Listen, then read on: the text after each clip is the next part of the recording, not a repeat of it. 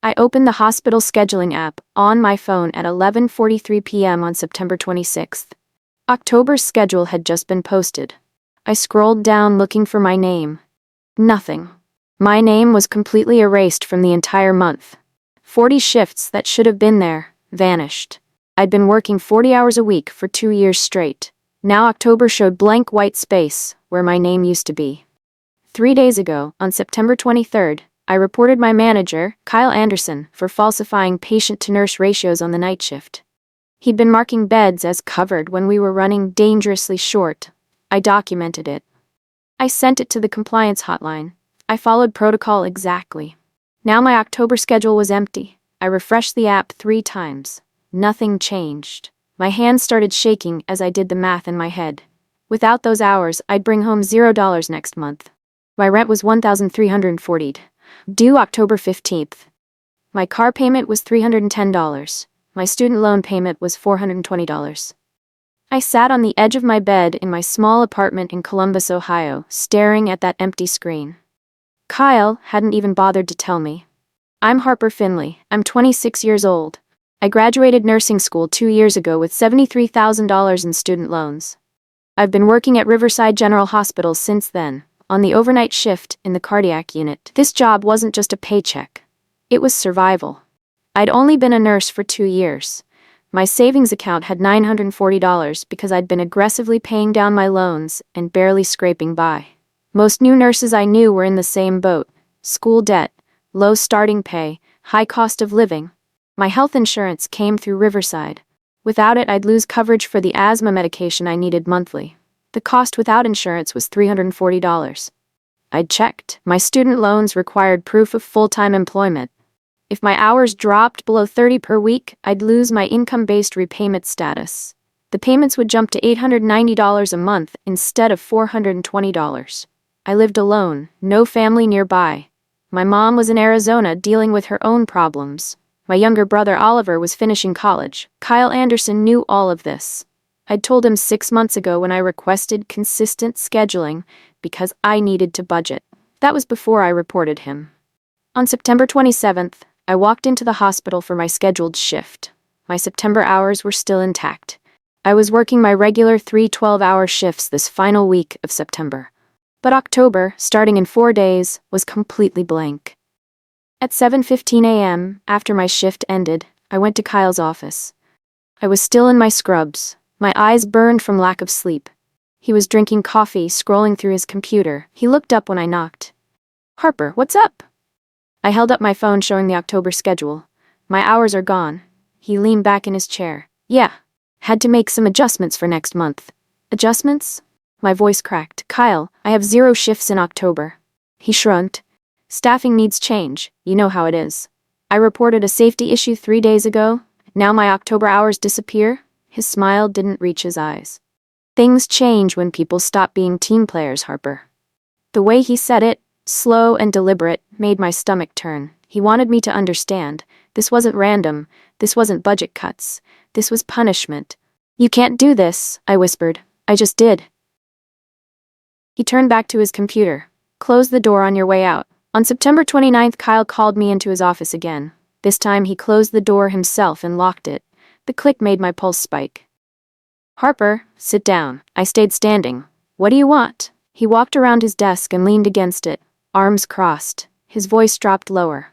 "You need to understand something about healthcare. It's a small world. People talk. Reputations follow you." "Is that a threat?" "It's reality." He smiled. "You filed a complaint with the compliance hotline. That's your right. But you need to know something. HR isn't going to protect you. The VP of Operations, Paula Richmond, she's been here 18 years. I report directly to her. You've been here too." My throat tightened.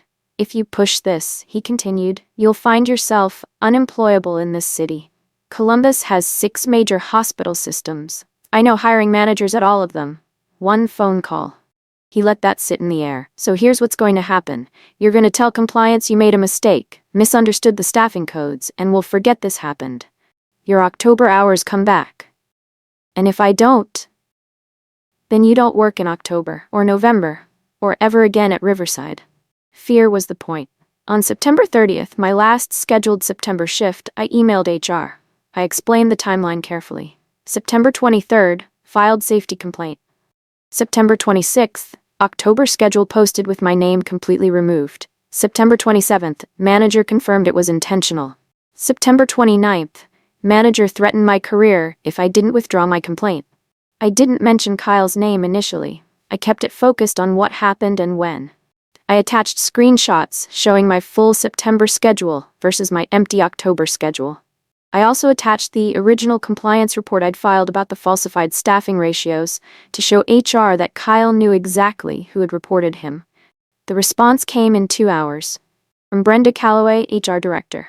Dear Harper, thank you for your concern. We will review this matter and follow up within 48 hours. 48 hours later, on October 2nd, I got the follow-up. After reviewing your scheduling concern with department leadership, we have determined this is a routine operational adjustment. Manager discretion allows for schedule modifications based on unit needs. No evidence of retaliation was found. That was it. No interview with me, no questions about the timeline, no investigation that I could see. I called HR on October 3rd. Brenda's assistant said she was unavailable. I asked when I could schedule a meeting. The assistant said Brenda would reach out if needed. I pulled up the organizational chart on the hospital intranet. Brenda Calloway, HR Director, reported to Paula Richmond, VP of Operations. Kyle Anderson, Nurse Manager, also reported to Paula Richmond. They were on the same team. Kyle had gotten to HR first. He'd told them I'd requested reduced hours for personal reasons.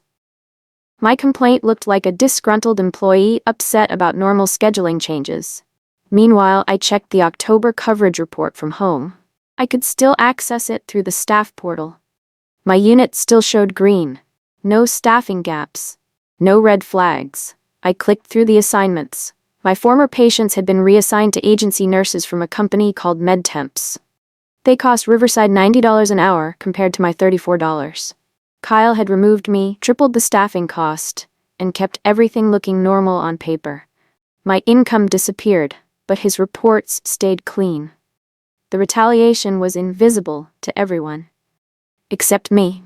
On October 4th, I couldn't sleep.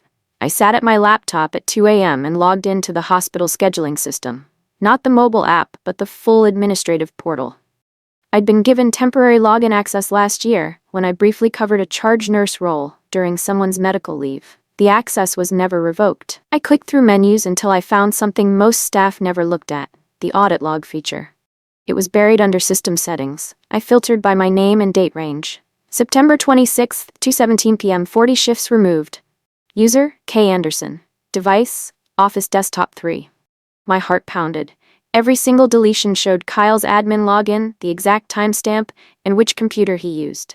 The system had recorded everything. I took screenshots. I saved the audit log as a PDF. I backed it up to my personal email, a USB drive, and my cloud storage. The software remembered what Kyle tried to erase. I kept digging through the scheduling history. I went back 2 years, looking at every nurse who'd left the cardiac unit. 3 names jumped out. Vanessa Holmes reported medication discrepancies in March 2023. Within 2 weeks, her hours dropped from 40 per week to 12. She resigned in May 2023. Jordan Price questioned Kyle's overtime approvals in July 2023. His schedule went blank for 3 weeks straight. He transferred to another hospital in August. Filed a complaint about Kyle's treatment of a patient's family in December 2023. Her shifts were cut in half in January. She quit in February 2024. I pulled their audit logs. Same pattern. K. Anderson removing shifts within days or weeks of documented complaints. Kyle had done this before. Multiple times. To multiple people. This wasn't revenge. This was his standard operating procedure. And no one had stopped him because people just left. They didn't fight back. They didn't document it. I printed everything. I made a spreadsheet showing the correlation between complaints and sudden schedule changes. On October 6th, I logged into the HR portal to check my remaining PTO balance. That's when I saw it. A new document in my employee file dated October 5th. A formal write-up titled Performance Documentation Schedule Availability Request. It read, Harper Finley has requested reduced hours beginning October 2024 due to personal scheduling conflicts. Per employee request, monthly shifts have been adjusted from 40 hours per week to per diem availability as needed. Employee acknowledged this change may affect benefit eligibility. I never requested reduced hours. I never had personal conflicts. I never acknowledged anything. This was completely fabricated. But it was in my official file, in writing, with Kyle's signature. He'd created a fake paper trail. If I ever sued, he'd point to this document and claim I asked for the schedule change myself. HR had already sided with this version of events without even asking me. The lie had his name attached to it. I took screenshots. I added it to my evidence folder. He thought he was protecting himself. He was giving me ammunition. By October 12th, my bank account hit $340. I'd skipped meals. I ate ramen and peanut butter. I delayed picking up my asthma inhaler. I unplugged everything in my apartment except the fridge. My credit card payment was due. My car insurance sent a warning. My landlord texted asking about October rent. I had no shifts in October, no income, just bills piling up and a savings account draining fast. On October 14th, another note appeared in my file. Follow-up. Harper continues to express availability concerns. Unable to commit to consistent full-time scheduling at this time. Kyle was building his narrative. Unreliable employee, can't commit, justified hour reduction. I was drowning. Every day I stayed silent. He added another lie to my file. But I couldn't fight yet because I had no leverage. If I pushed too hard, he'd fire me completely, and I'd have nothing. I needed to gather more evidence and find an escape route before I could strike back. I spent October applying to other hospitals. On October 2nd, Riverside held the monthly staff meeting. I wasn't scheduled to work, but the meeting was mandatory for all unit staff, so I drove in for it. I sat in the back. I didn't speak unless directly asked. I kept my head down. I let Kyle think he'd won, and he got comfortable. I know schedules have been tight, he said, leaning back in his chair. We've had to make tough calls. Some people just don't fit the team's needs anymore. He glanced at me when he said it. In the October 9th meeting, which I also attended, he went further. Look, I'm not saying anyone did anything wrong, but after HR issues pop up, flexibility becomes necessary. We have to protect the unit. 2 nurses, Casey and Troy, shifted uncomfortably. They knew what he meant. He was admitting it. Connecting the dots between my complaint and my lost hours, out loud, in front of witnesses. I sat perfectly still and let him talk. Silence made him sloppy. On October 16th, Kyle held another meeting about staffing costs. Again, mandatory for all unit staff, so I attended. We've had to rely on agency nurses more than I'd like, he said. Not ideal, but when full-time staff aren't available, we do what we have to. Casey raised her hand. Why aren't full-time staff available? Harper's sitting right here. Kyle's smile tightened. Harper's availability has been inconsistent. The schedule shows you removed her name, Casey said. That's not her availability, that's your decision. The room went quiet. Kyle's jaw clenched. After HR issues, we can't have people on the unit who don't support the team. Flexibility becomes necessary. He said it. Again. Directly. In front of everyone. Troy wrote something in his notepad. Casey stared at Kyle like she was seeing him for the first time. Kyle cleared his throat. Anyway, let's move on. But the damage was done. He'd admitted retaliation in front of witnesses. Twice now. I didn't say a word. I just let him keep digging. On October 19th, I received an email alert from the hospital's incident reporting system. I was still on the distribution list for cardiac unit incidents. A patient named Mr. Harold Bennett was supposed to be discharged at 8 a.m. His bed was needed for an incoming ICU transfer. But the paperwork wasn't completed because the day nurse covering his case, an agency nurse unfamiliar with our unit, missed the discharge orders entirely. By 2 p.m., the ICU transfer was stuck. The emergency department was backing up. Bed management called a code yellow. Hospital flow was breaking. The incident report noted that Paula Richmond, VP of Operations, personally responded to the unit to investigate. I pulled up the staffing roster from home. The day shift had 3 agency nurses covering where regular staff used to be. One of them should have been me. I knew Mr. Bennett. I'd cared for him during his admission. I would have caught the discharge orders. Kyle's retaliation had directly caused a patient safety event. His personal vendetta had touched hospital operations and CMS reportable metrics. That was a line he shouldn't have crossed. That night, I went home and researched. HR had failed me. Kyle's boss protected him. But there was someone else who scared hospital executives. The Centers for Medicare and Medicaid Services. CMS. CMS didn't care about internal politics. They cared about compliance, patient safety, and whether hospitals met federal standards for staffing and care. Violations meant penalties. Loss of accreditation. Millions of dollars at risk. I found the CMS complaint portal. I read the guidelines carefully. Retaliation against staff who report safety concerns, especially when it impacts patient care, qualified as a compliance issue. I had the audit logs, I had the fake write-ups, I had the timeline. I had documentation showing Kyle's retaliation created staffing gaps that led to the October 19th incident. I drafted a complaint. I kept it factual, unemotional, focused on patient safety impact. I attached all my documentation.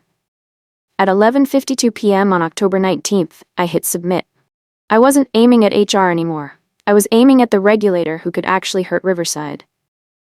On October 21st, I received an email from Columbus Mercy Hospital. I'd applied there 2 weeks ago when I realized I needed an escape plan.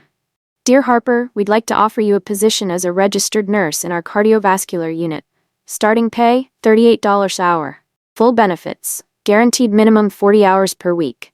Start date, November 15th. I read it 3 times. Then I called the recruiter immediately. I accept. Wonderful, we'll send onboarding paperwork today. I hung up and exhaled. I had an exit.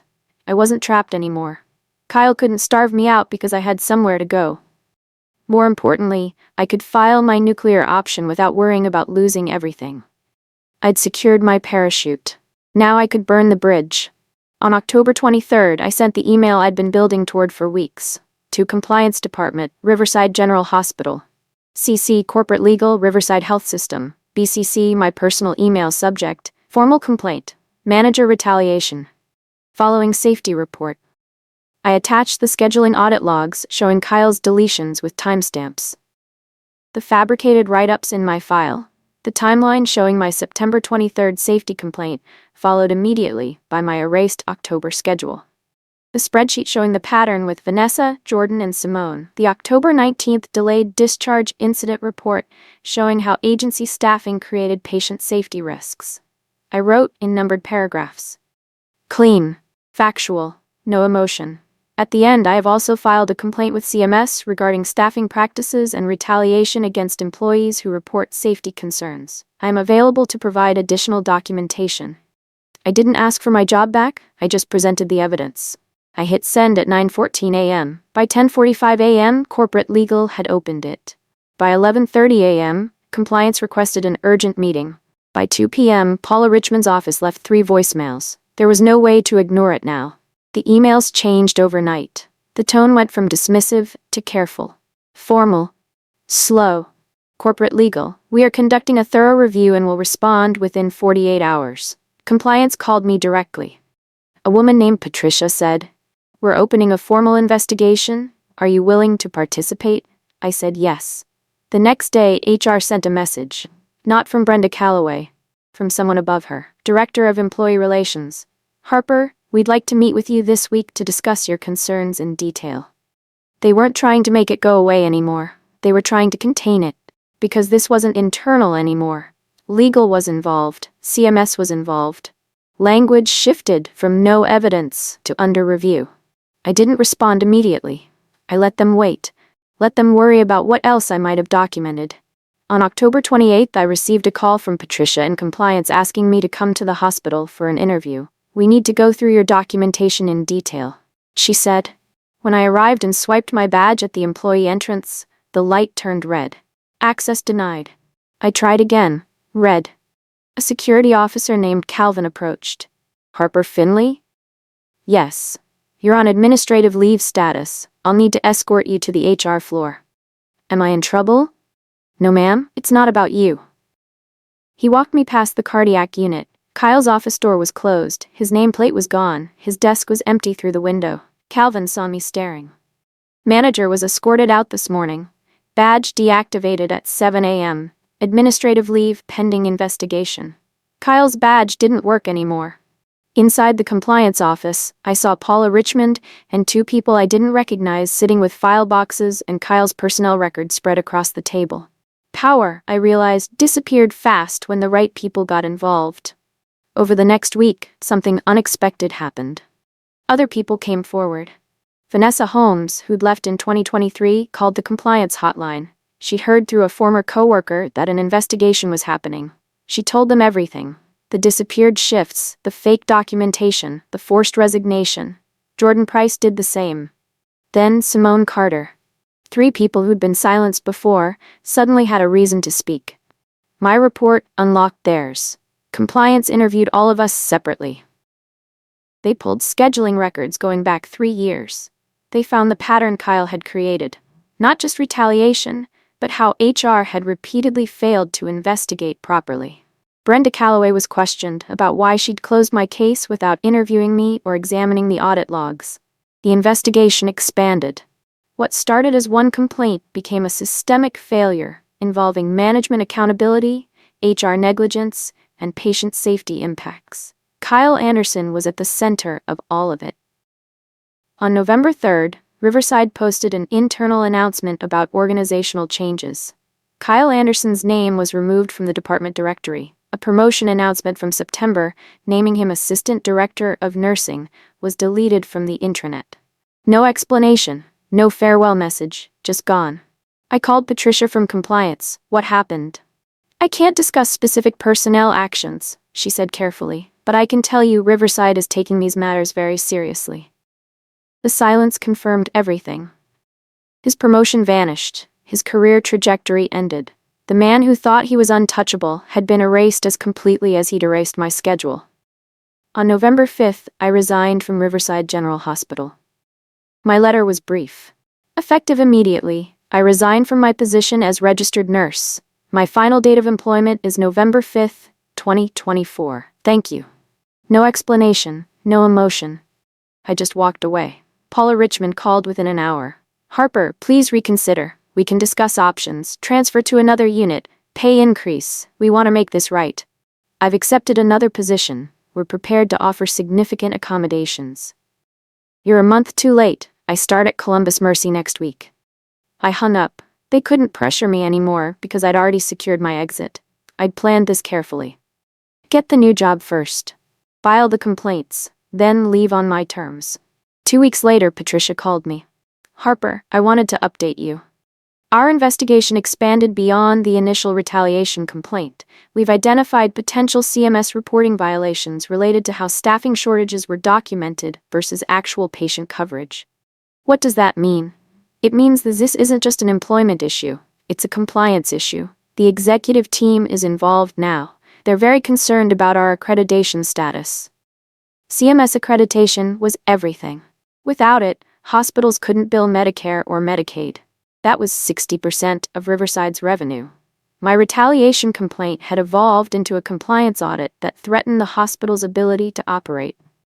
They're taking this seriously now, Patricia continued. External auditors are coming in January. Executives were panicking because the regulator that actually mattered was paying attention. On November 22nd, I received a certified letter from Riverside Legal. Kyle Anderson had been terminated. Not resigned, not transferred, terminated for cause.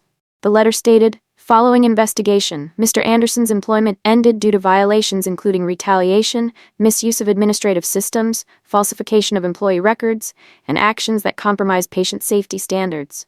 No severance. No neutral reference. His nursing career in this region was over. Hospital systems share termination information, especially for-cause terminations involving patient safety. Kyle wouldn't just lose this job. He'd lose access to the industry he'd worked in for 15 years. The man who told me healthcare was a small world had just learned exactly how small it was. In December, Riverside implemented changes. Scheduling system permissions were restricted. Only director-level staff could remove multiple shifts.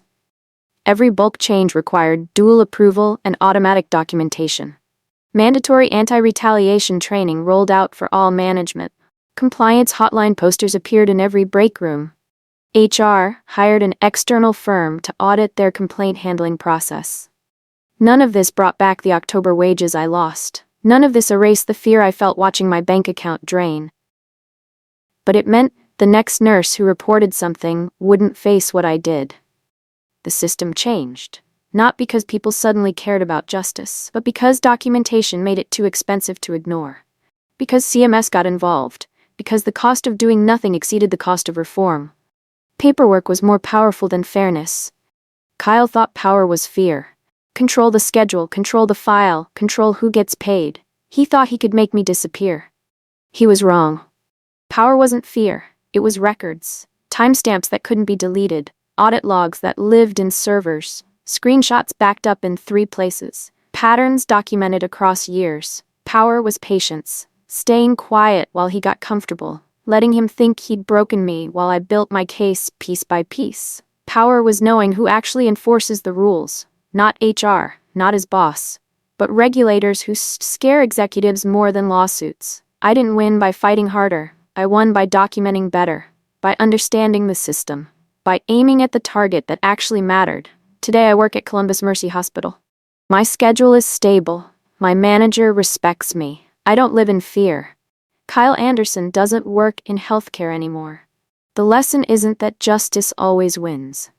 It's that documentation forces accountability when nothing else will. You don't need to be the loudest person in the room, you just need to be the one with the receipts.